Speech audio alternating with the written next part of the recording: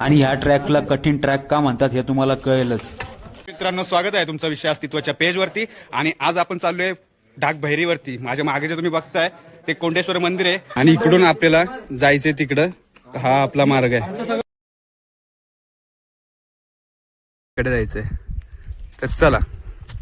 देवस्थानाकडे जात असताना इथं जे आपल्याला देवस्थान दिसतं ते रक्षक आहेत आणि याची माहिती माझ्याकडे नव्हती, परंतु आज आपल्यासोबत मित्र आहेत, सो त्यांनी आपल्याला दिलेली आहे. तर ह्या डोंगरावरून असं आपल्याला देवस्थानाकडे जायचंय. आणि मित्रांनो, हा असा रूट आहे खाली जायला. तुम्ही पाहू शकता कशा घनदाट जंगलातून आपण चाललोय. हा उतरता उतरता आपली बॅगेची कंडिशन तुम्ही पाहू शकता. ही बघा, तुम्ही येत असताना तुम्हाला असं हे जे दिसतंय हा टाळदेव आहे. आणि इकडे आपण आलो की आपला रूट आहे आणि इथे आपल्याला माहिती भेटेल. आणि हा रोडनी जर खाली गेलं तर गारोई देवस्थान खाली आहे. आणि आज आपल्या सोबत मित्रही आहेत.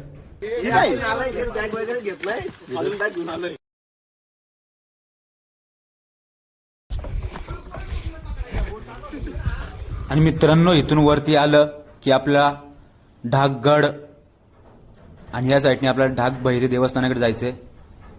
आणि वरती पाहायला भेटतो तो सुळका, जिथे ट्रॅकिंग साठी येतात.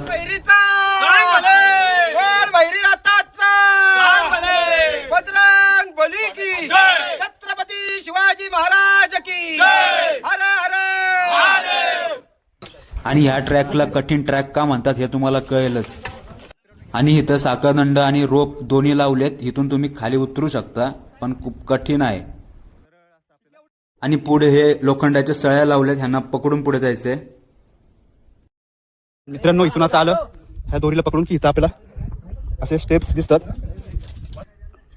आणि मित्रांनो, इकडून आलं की आपल्याला जर ह्या रूटने जर कोणाला वरती जाता येत नसेल तर मग ह्याच पादुकांच्या पाया पडून तुम्ही इथून रिटर्न जाऊ शकता.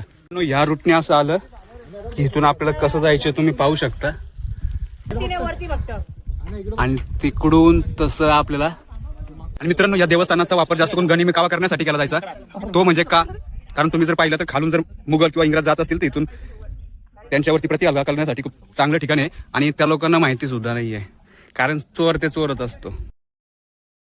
पण तुम्ही इकडे हे पाहू शकता, जर तोल चुकला तर जीव चुकला. इथून असं बाजूने आपण हे पकडून आलो की वेलाच्या साह्याने असं पाय ठेवून आपण वरती जाणार आहोत.